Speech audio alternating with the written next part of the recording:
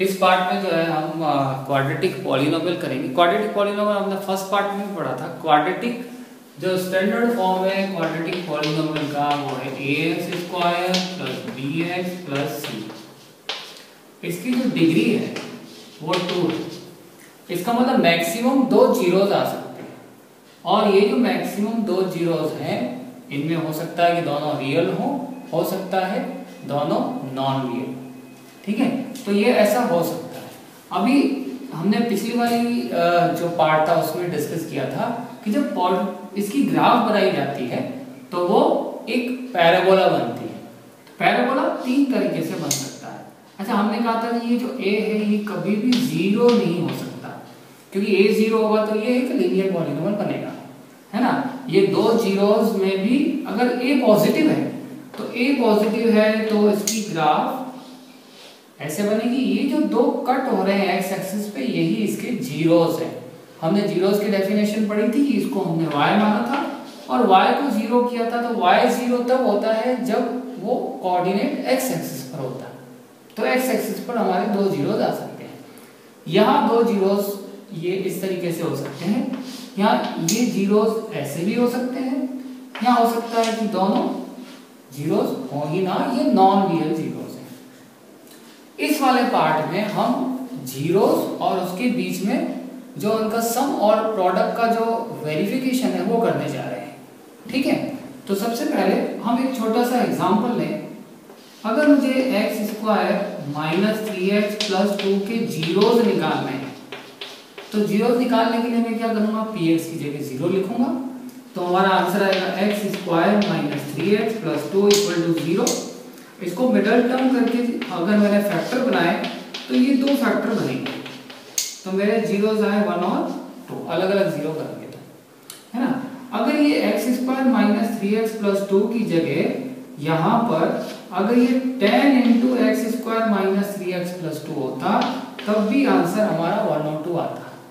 तो हम कह सकते हैं कि जो स्टैंडर्ड फॉर्म है ये जो कांस्टेंट है उसको हम k लिख सकते हैं। ठीक है ना। तो ये k रिप्रेजेंट करता है कि हमारे बहुत सारे पॉलिनोमियल हो सकते हैं। एक पॉलिनोमियल नहीं आएगा, बहुत सारे पॉलिनोमियल आएंगे जिसके जीरोस 1 2 हो सकते हैं। अब मैं क्या करता हूँ, मान लेता हूँ कि इसका एक 0 अल्फा है, इसका दूसरा 0 बीटा है। जैसे हमारा 1 और 2 आया, हम जनरलाइज कर देते हैं, हम बोल देते हैं कि एक आंसर अल्फा है दूसरा बीटा है। तो अगर मैंने इसका पॉलिनोमियल बनाया तो बनेगा k x - alpha x - beta, ये हमारा पॉलिनोमियल है। ठीक है, अब इसको करते हैं मल्टीप्लाई। इसको जब मल्टीप्लाई करेंगे तो हमें मिलेगा x² - alpha x - beta x + alpha beta = px। x² - k तो है ही बार, इसमें से अगर मैंने माइनस का x कॉमन लिया तो alpha + beta + alpha beta, this is our polynomial px। Let this be equation number 1। जो हमारा स्टैंडर्ड पॉलिनोमियल था वो है ax² + bx + c।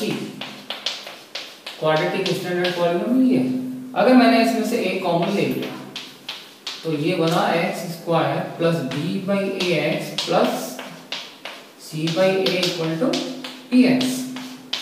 Now see, ये कांस्टेंट k है, ये कांस्टेंट a है, तो k की जगह a भी हो सकता है, ये दोनों कांस्टेंट है। तो ये हम कह सकते हैं कि दोनों पॉलिनोमियल सेम है।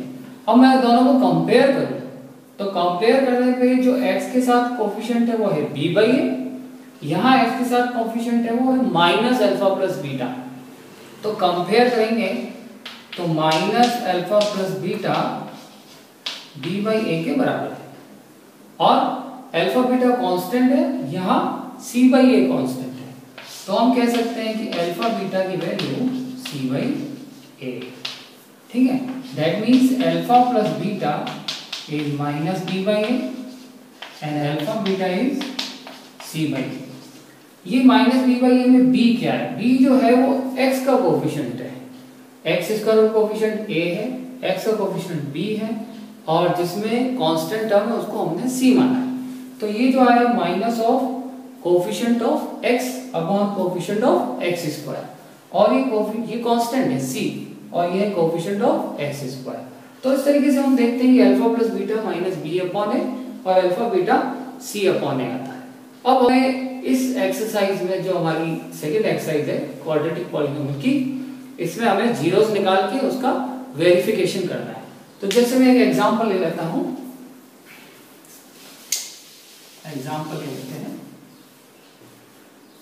हमें जैसे एक्सरसाइज 2.2 में क्वेश्चंस दे रखे हैं, उसमें से हम ले लेते हैं, जैसे क्वेश्चंस दे लेते हैं 6x square minus 7x minus 3, ये एक पॉलिनोमियल दे रखा है। अच्छा, जब भी पॉलिनोमियल शुरू करेंगे तो सबसे पहले उसको स्टैंडर्ड फॉर्म में लिखेंगे। Standard form ax square plus bx plus c form. तो यहाँ से पहले x स्क्वायर कटाऊं, फिर x कटाऊं, फिर कांस्टेंट कटाऊं, इस तरीके से ये स्टैंडर्ड फॉर्म में होना चाहिए।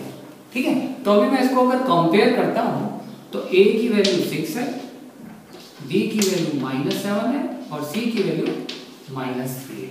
ठीक है, पहले इसके जीरोस निकालते हैं।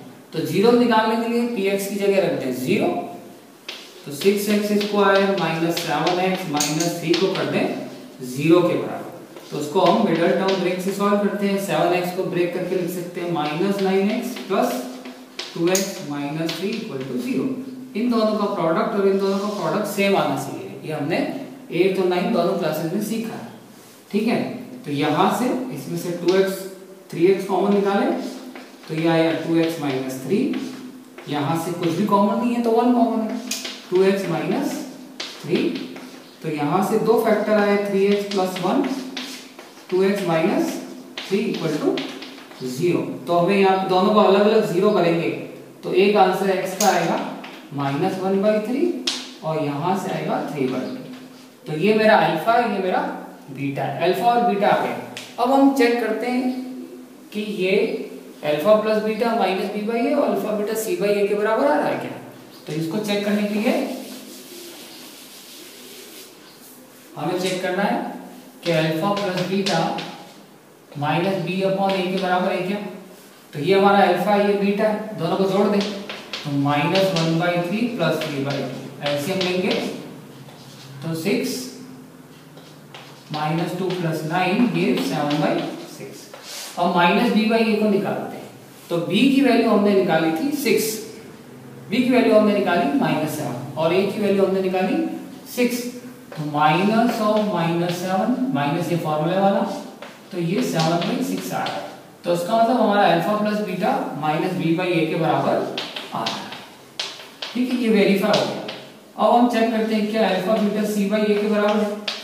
तो alpha beta means alpha into beta, -1/3 into 3/2, दोनों को मल्टीप्लाई करें, दिस गिव्स -12। सी बाई ए, सी की वैल्यू है -3, ए की वैल्यू 6, तो -3/6 इज आल्सो -12। तो ये दोनों सेम हो रहे हैं। तो हम कह सकते हैं कि alpha beta C upon A के बराबर है। ठीक है, हम और क्वेश्चंस लेते हैं। एक्सरसाइज में से और एग्जांपल ले लेते हैं। जैसे हमें एक पॉलिनोमियल दे रखा है u में, वेरिएबल कुछ भी हो सकता है, यहाँ u वेरिएबल है, तो 4u² प्लस 8u।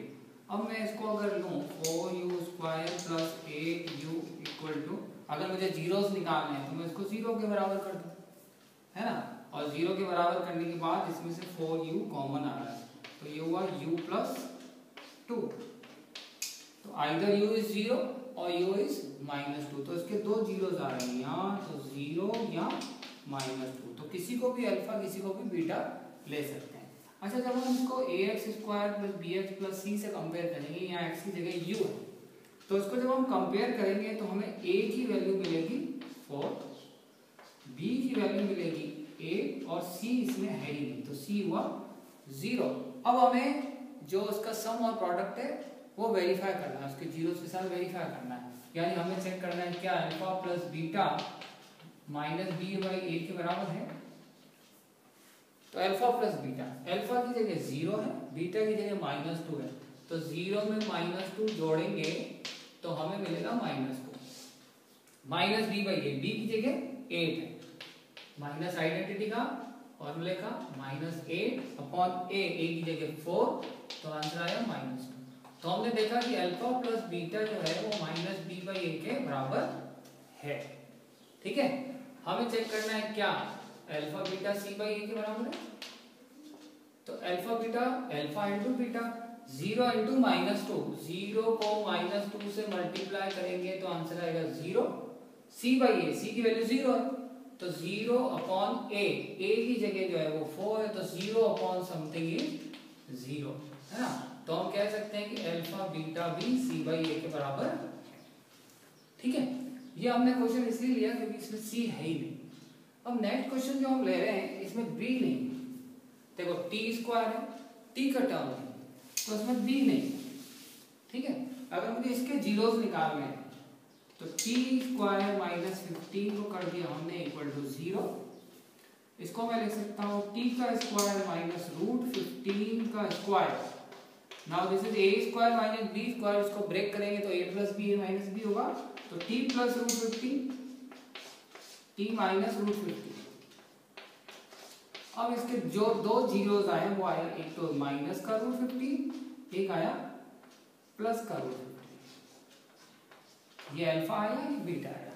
और जब मैं इसको कंपेयर करता हूं इस स्टैंडर्ड इक्वेशन से तो a की जगह 1 है, टी स्क्वायर के साथ 1 है, b है ही नहीं, b है नहीं मींस t का कोफिशिएंट है ही नहीं, और ये जो -15 है ये c। ठीक है, अब हम इसके कोफिशिएंट को चेक करते हैं क्या ये हमने अल्फा प्लस बीटा सही निकाला। तो फिर से जो वेरिफिकेशन करेंगे तो वेरिफिकेशन में हमें क्या करना है, अल्फा प्लस बीटा चेक करना है माइनस बी बाई ए के बराबर है क्या। तो this is alpha, this is beta, तो दोनों को जोड़ देंगे। माइनस के रूट 15 में प्लस का रूट 15 जोड़ेंगे तो आंसर आएगा 0। ठीक है, ये हमारा alpha plus beta. Minus B by A, B की वैल्यू 0 है तो minus 0 upon A, A is minus A is 1 so this is also 0। तो हम कह सकते हैं कि अल्फा प्लस बीटा इसमें माइनस बी बाई ए, यानी सम जो है वो वेरीफाई हो रहा है। अब प्रोडक्ट दोनों को मल्टीप्लाई करते हैं तो दोनों को मल्टीप्लाई कर देते हैं तो अल्फा बीटा और फिर सी बाई ए निकालते हैं। तो माइनस के रूट 15 को प्लस के रूट 15 से मल्टीप्लाई करेंगे तो root 15 into root 15 is 15 and minus, so this is minus 15। C by C is minus 15 and A is 1 so this is also minus 15, so alpha beta is equal to c by a। ठीक है, तो ये हमारा verification हुआ। इस तरीके से हम बाकी क्वेश्चन भी पहले वाले एक्सरसाइज का जो फर्स्ट पार्ट है उसमें से कर सकते हैं। हर बार जीरोस निकालना है, अल्फा बीटा मानना है, फिर अल्फा प्लस बीटा और इससे कंपेयर करके एबीसी निकालना है। एबीसी कंपेयर करके निकालने के बाद alpha plus beta minus B by A दोनों को अलग निकालेंगे, दोनों सेम आने चाहिए, सेम आ रहे हैं तो इक्वल लिख देंगे। अल्फा बीटा और सी बाई ए निकालेंगे, दोनों सेम आ रहे हैं तो इक्वल लिख देंगे। ठीक है, जो उसका सेकंड पोर्शन है इस एक्सरसाइज का, उसमें हमें सम और प्रोडक्ट दे रखा है।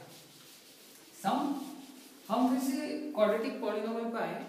हमने कहा था कि क्वाड्रेटिक पॉलिनोमियल को हम लिख सकते हैं के x minus alpha x minus beta, या अभी हमने सॉल्व किया तो के x square minus alpha plus beta x plus alpha beta, है ना। मैं इसको लिख सकता हूं एक्स स्क्वायर माइनस सम, इसको बोल देता हूं S, and this is P.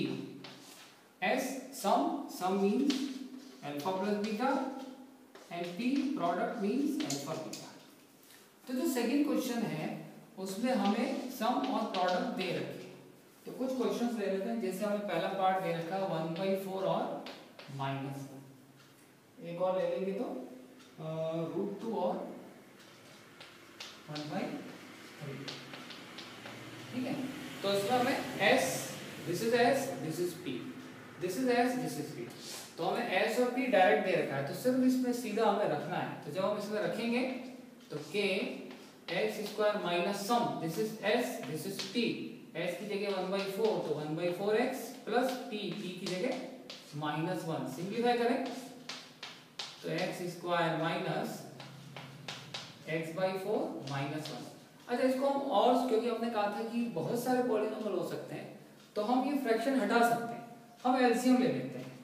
तो एलसीएम लेने के बाद ये हुआ 4x square minus x minus 4, ठीक है, तो ये जो k/4 है इसको हम फिर से k लिख सकते हैं या कोई और कांस्टेंट लिख सकते हैं। जैसे मैं यहाँ लिख सकता हूँ फॉर एग्जांपल m, है ना, तो 4x² माइनस x माइनस 4, तो हम फाइनल आंसर इसको कह सकते हैं। ठीक है, इसी तरीके से अगर √2 सम और प्रोडक्ट 1/3 दे रखा होता तो उसमें भी ऐसे ही करते, सम और प्रोडक्ट की जगह हम वैल्यू रखते।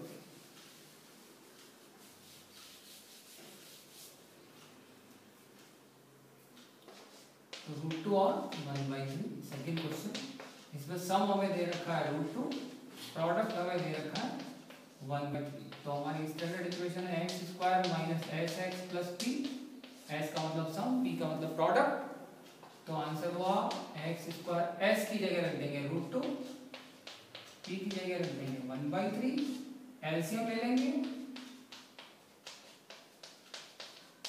और ये जो k/3 आया इसको हम कोई कांस्टेंट m या कुछ भी लिख सकते हैं, कोई भी कांस्टेंट 3√2x प्लस 1। ओके, एक और क्वेश्चन ले लेते हैं जिसमें कहीं अगर 0 आ रहा है,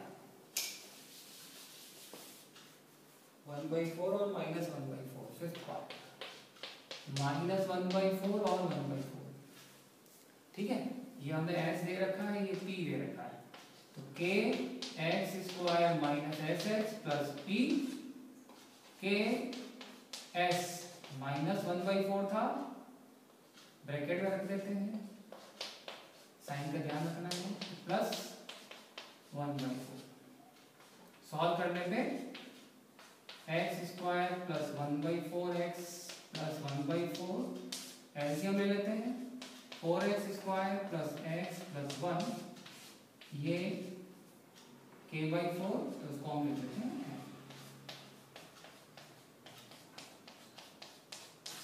ओके, सो इस तरीके से सम और प्रोडक्ट दे रखा हो तो हम आंसर निकाल सकते हैं।